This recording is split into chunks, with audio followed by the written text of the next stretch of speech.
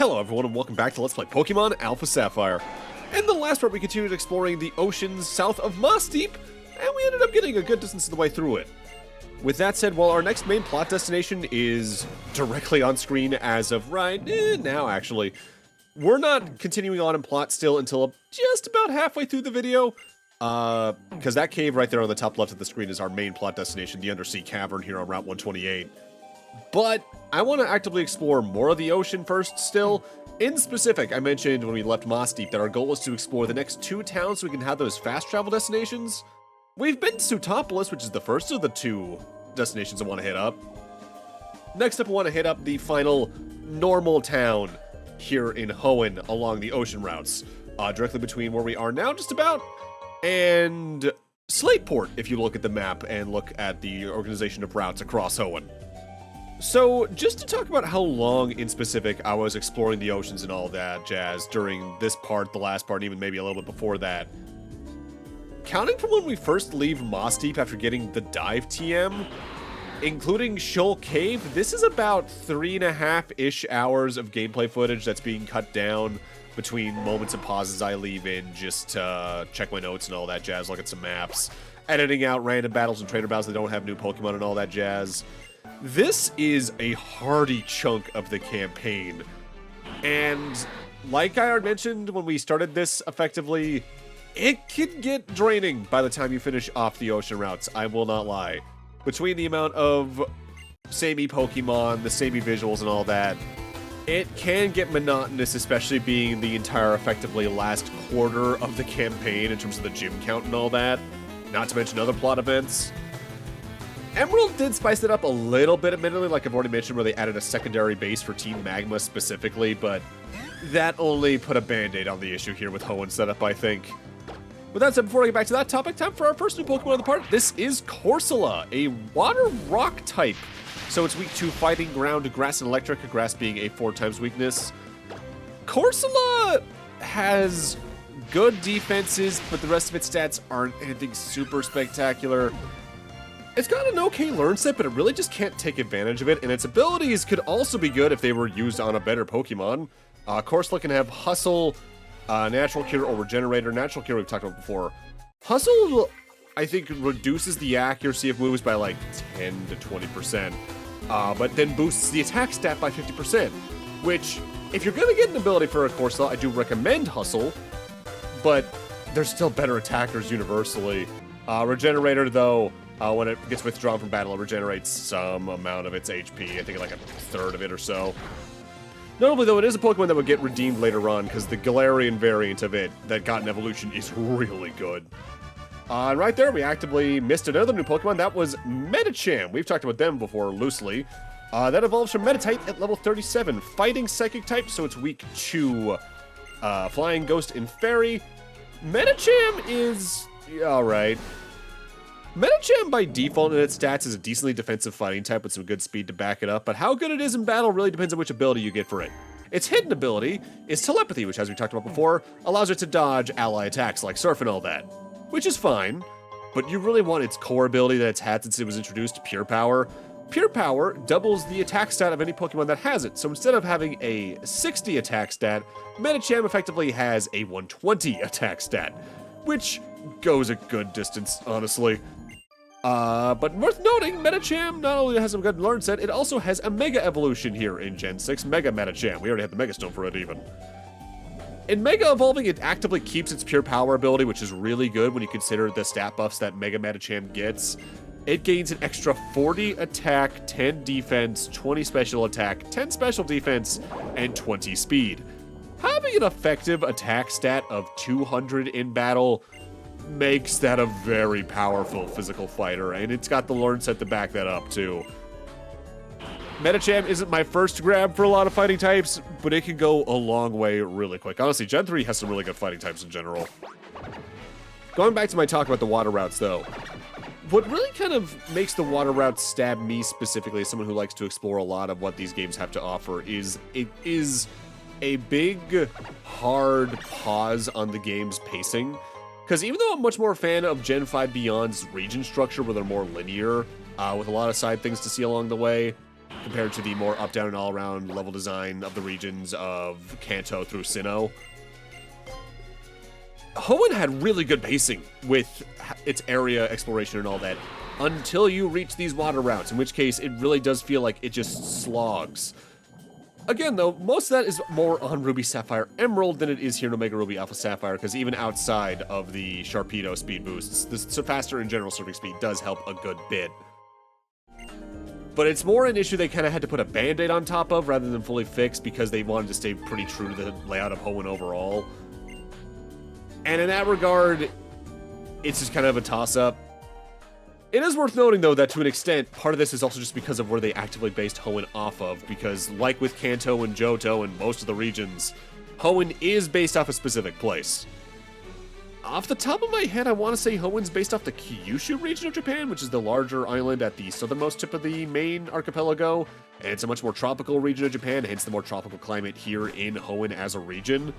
And even though you have to rotate it from memory to actively do so, like the other regions directly based off of chunks of Japan, namely Kanto, Johto, Sinnoh, and I think all three, the ones from the Ranger series, it's pretty true to life.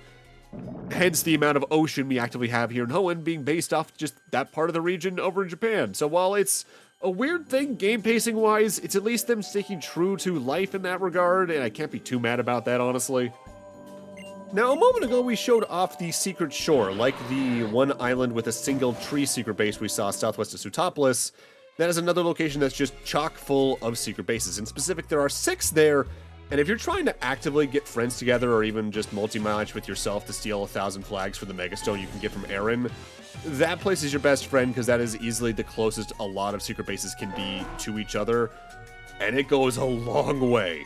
With that said, again, can't exactly handle that in this LP, so, oh well. Notably down in this underwater section, we can actively find the next of the 3 Gen 4 Dragon Orbs. This is the Grisius Orb, one held by Giratina that powers up its Ghost and Dragon moves by 20%, but also, at least prior to Gen 9 and Legends Arceus, doing so would also change Giratina's form from the altered form to the origin form, which swaps its attack stats and gives it a different ability. I think I completely ignored the Lustrous Orb earlier, which does the same thing for Palkia, only that increases the power of its Dragon and Water-type moves by 20% or so.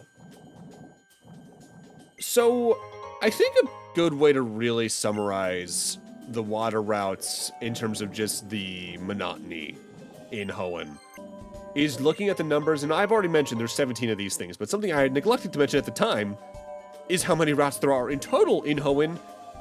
There's 34 routes in Hoenn. So half of Hoenn, by route number, is water.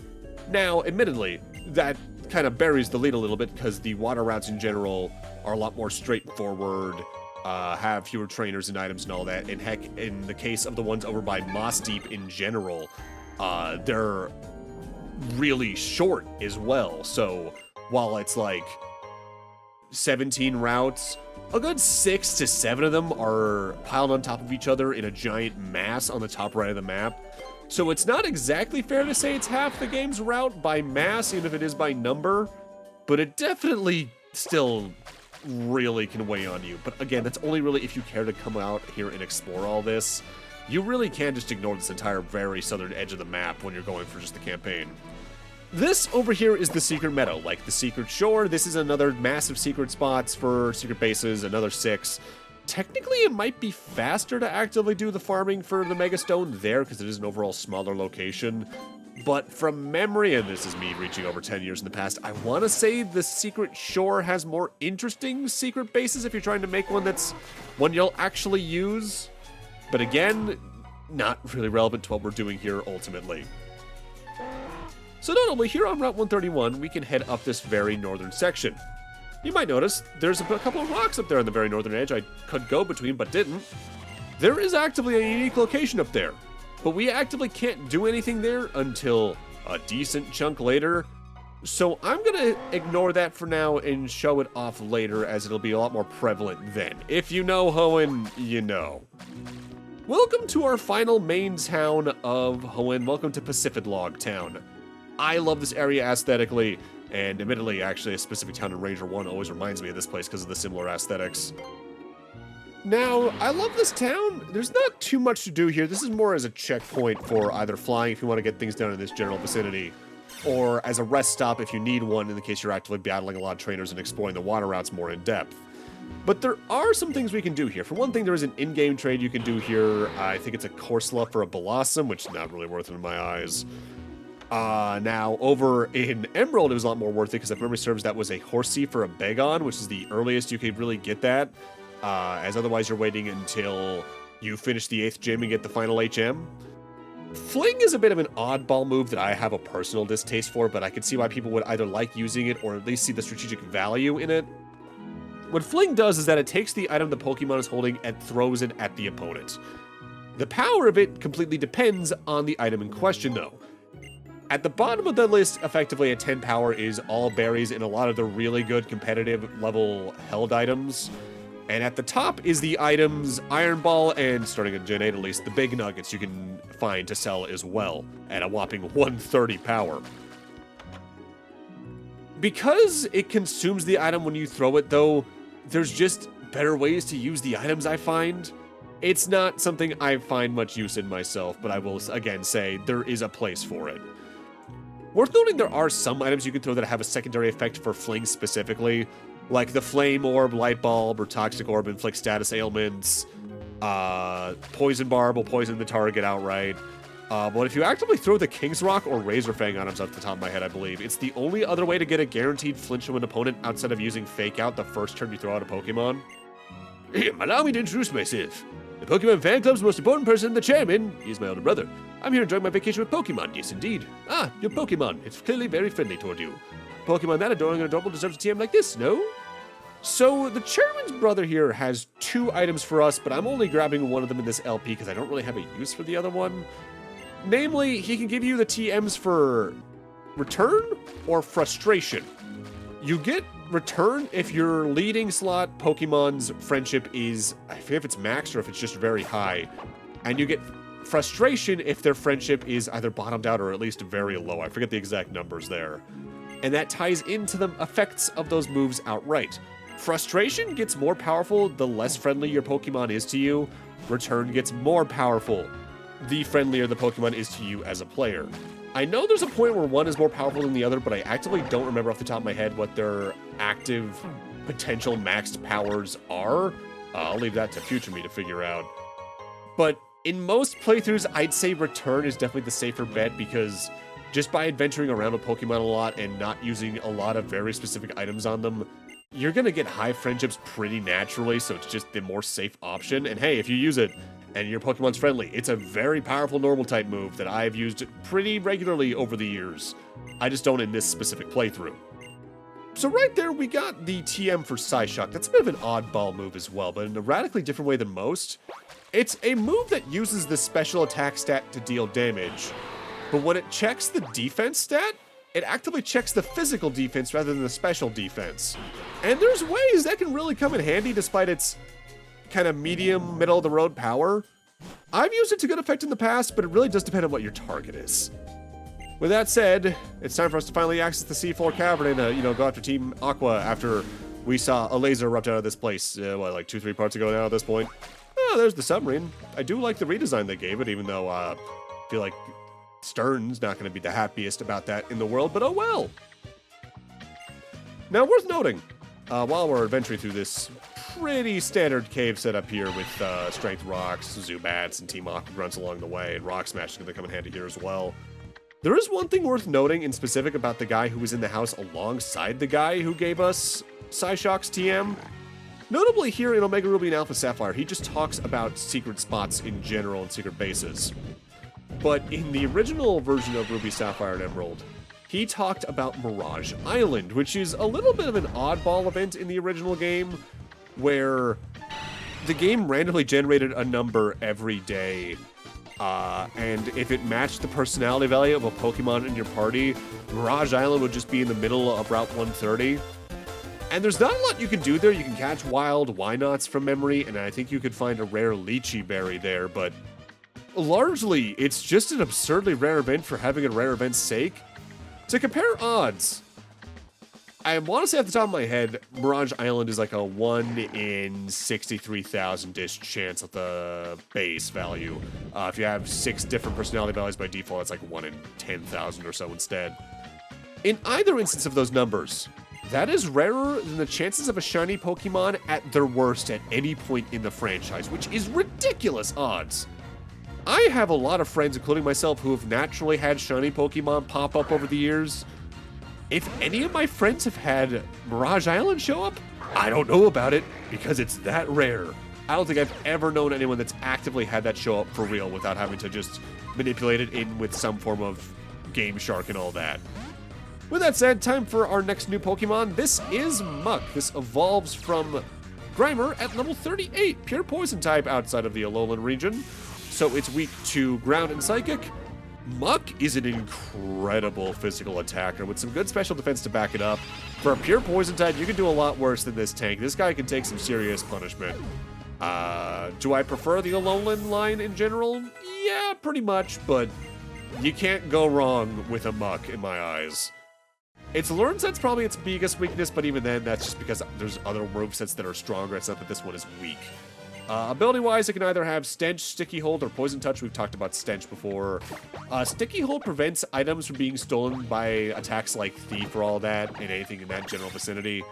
Meanwhile, Poison Touch is a direct inversion of the Poison Point ability, whereas Poison Point has a flat chance to trigger the Poison status on Pokemon that make contact with the holder of that ability.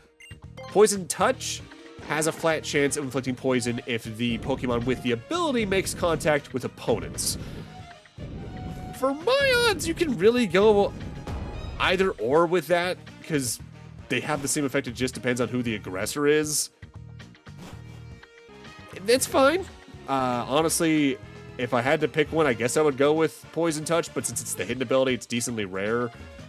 Muck is a Pokemon I tend to use, if I use it at all, kind of ignoring its abilities, at least with the plain Muck. Alolan Muck, a little bit of a different story there, admittedly. So this particular room actively has 2 exits, one on the northeast and one on the northwest.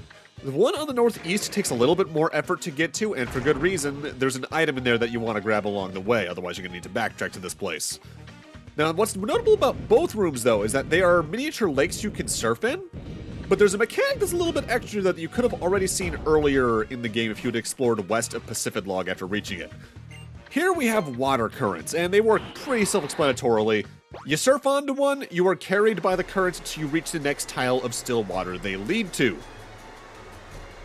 Most of the time these are in the games, they're usually kind of annoying, if only because they're in a pretty wide area. Heck, if you had actively headed west of Pacifidlog, you'd find exactly such a case. But here in the caves like this, they're pretty easy to get around because it's closer to almost being like a gym puzzle. So right there is the reason I wanted to head to the northeast exit from the previous room in specific, the TM for Scald.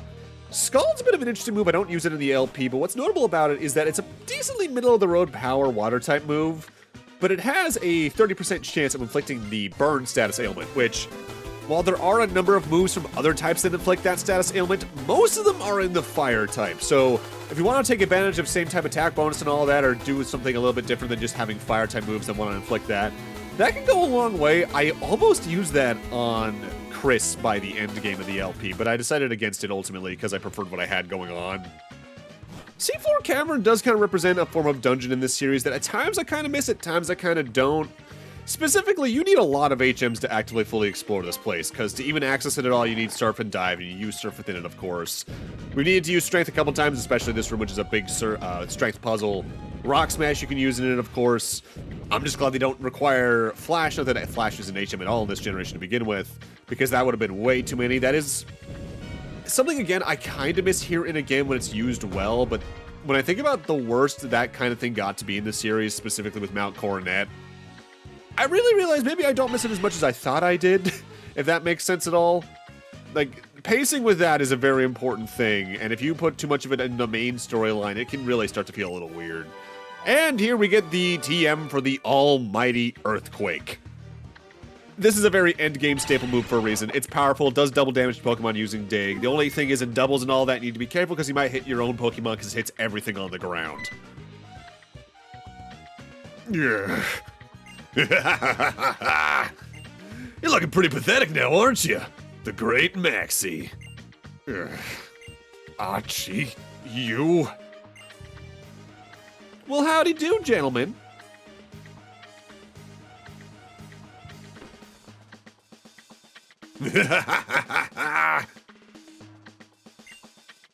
You child. Well, if it isn't my little adversary, I can't even find the words to praise you as you deserve. Sometimes it's best to keep things simple. All I'll say is you met my expectations, scamp. I'm not just talking about today, but everything you've done up till now. That's why you'll get the honor of meeting my new partner before anyone else living in this world.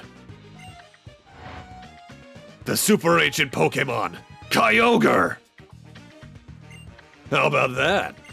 That beautiful form so long resting at peace within the Azure Sea.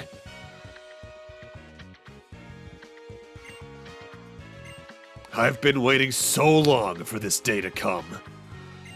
We humans have disregarded Pokémon and nature both in our endless pursuit of our own desires and needs. And in the process, we've created this broken and disordered world. But this is the day when I finally obtained the power to return everything to how it once was. To return to our beginnings. Now that I can release this ancient power.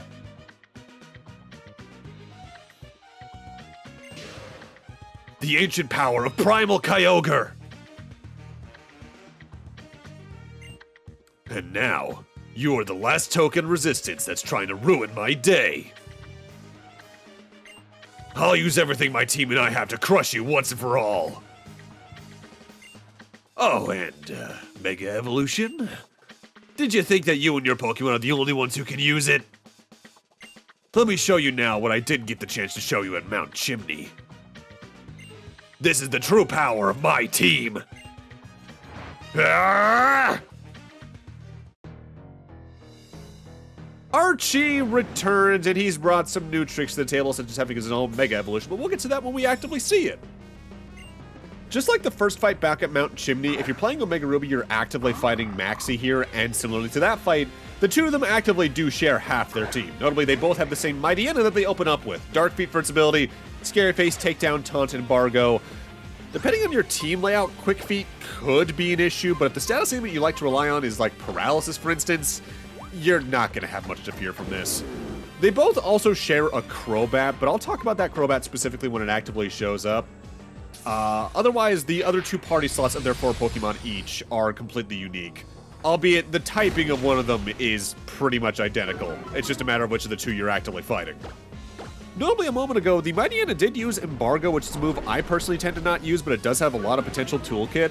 What it does is that it prevents the trainer of the Pokemon in question from using items on the Pokemon that got hit by it, but also prevents their held item from activating for 5 turns, and in some cases, that specific effect of it can go a long way from preventing specific HG regen strategies or negating extra affinities and all that. Alright, so right now, Archie's sending out his Muck. Stench for its abilities, Sludge Wave, Screech, Venom Drench, and Gunk Shot.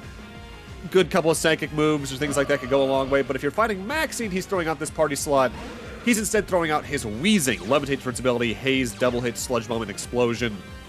I think the Wheezing can be a little bit more threatening myself, but that's because the potential sacrifice play with Explosion can really potentially throw off your plans depending on where your HP and team strategy is at that point in time. The Crobat is the other Pokemon that's shared between the two trainers, as I already mentioned. Inner Focus for its ability, Poison Fang, Mean Look, Acrobatics, and Haze. Acrobatics can be the real threat there, as since this Pokemon isn't holding an item, that has an effective power of 110, which is really good. The ace is where things really changes between Maxie and Archie, as Maxie will send out his Camerupt, while as Archie here is throwing out his Sharpedo. The Sharpedo has Rough Skin, Scary Face, Slash, Poison Fang, and Crunch. Meanwhile, the Camerupt has Magma Armor, Curse, Takedown, Rock Slide, and Yawn, but notably, they also both have a Mega Stone. And this is where we can finally talk about Mega Sharpedo. I'm not going to talk about Mega Camerupt because we're not going to be able to see that for a good bit, but also notably, you also can't get either Mega Stone for a good little bit, too. And Mega Evolving Sharpedo gains a total of 20 physical attack, 30 physical defense, 15 special attack, 25 special defense, and 10 speed. That alone makes this a really good Mega, but also notably, its ability is a pretty unique one. Strong Jaw. What Strong Jaw does is that if it has any biting adjacent moves like Crunch, Ice Fang, or the like, its power is increased by 50%, meaning that thing can bring the punishment pretty quickly, even if it's kind of comparatively fragile to some other Megas. Like I figured.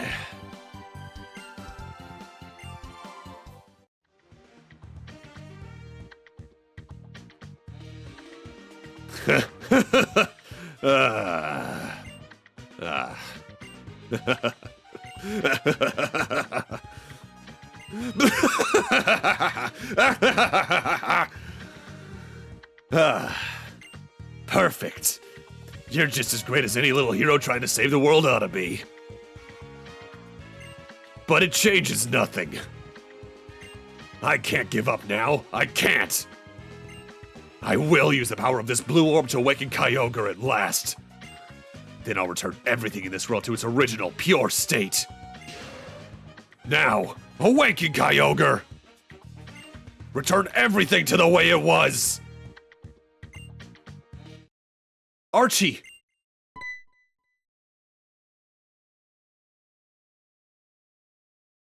Shelly!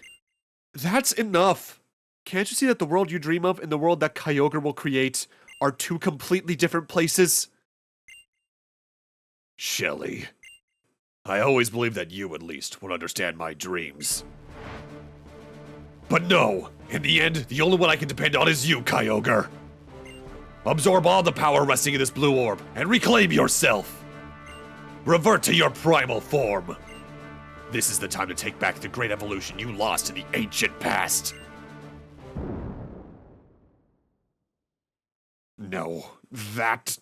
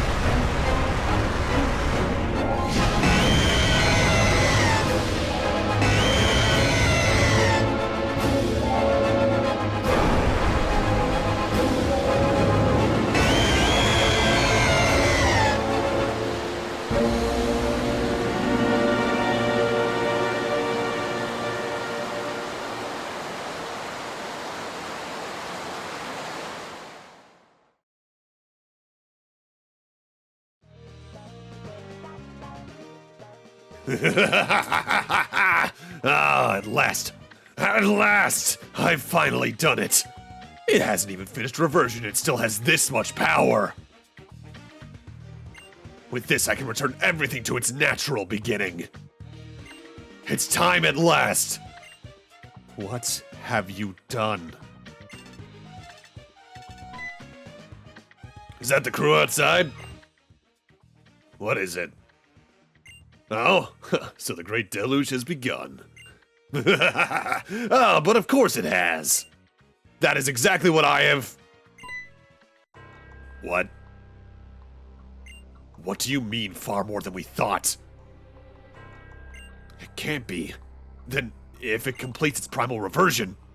Never mind that, just keep an eye on it. Archie, what's going on outside? All that matters is that I've used the blue orb to awaken Kyogre. And now, I will return this world to its natural state.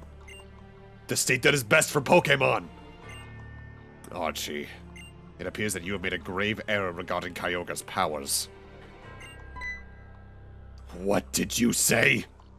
The beginning that Primal Kyogre brings about. The way that it resets the world. It starts by driving every living thing on this planet to death first. This path leads only to an inescapable despair that cannot be withstood. That is all you have brought us. This is what comes of the madness of thinking that you could ever control the super ancient Pokemon's power. I knew it. We just need to get out of here. Standing around complaining isn't going to solve anything. You two, well, hurry up.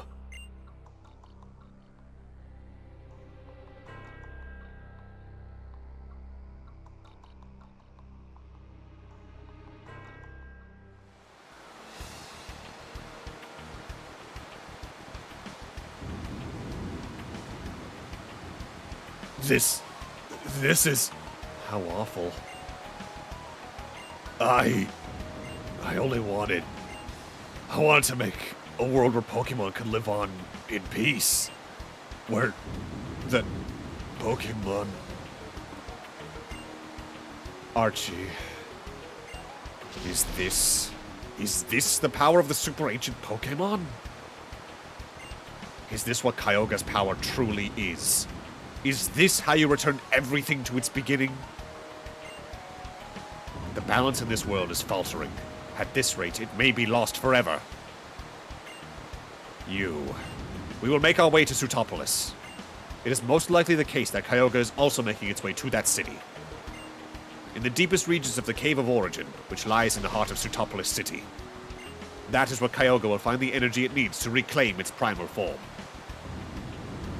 I expect Kyogre will go to that place in search of even greater power. We must follow it to the Cave of Origin and do whatever it takes.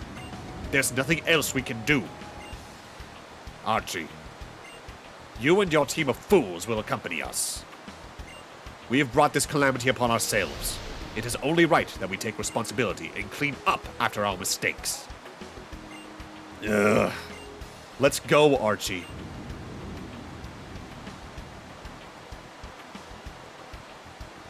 As an adult, I first feel I must apologize for the way things have turned out. I am truly sorry. But I must ask for your assistance. Won't you help us avert this crisis? If we work together, I believe we'll be able to overcome this ultimate threat. I will expect your arrival in Sootopolis.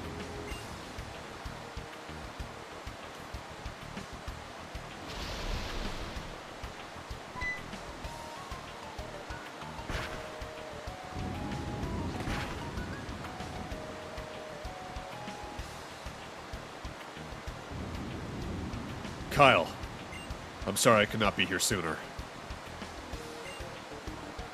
Terrible. So this is what was being depicted in that painting in the Granite Cave. If this doesn't stop all Hoenn... no, the entire world will drown. Nothing could live in such a world, neither humans nor Pokémon. This huge rain cloud, is it spreading out from Sootopolis? Come on, Steven, think! What are you going to do? No. There's no point in agonizing over the situation from here. I have to go to Sootopolis. There must be answers there. Kyle, I will count on you to help with this crisis. But please, promise you won't do anything reckless. Well then, I'll go ahead to Sootopolis. Good luck to you.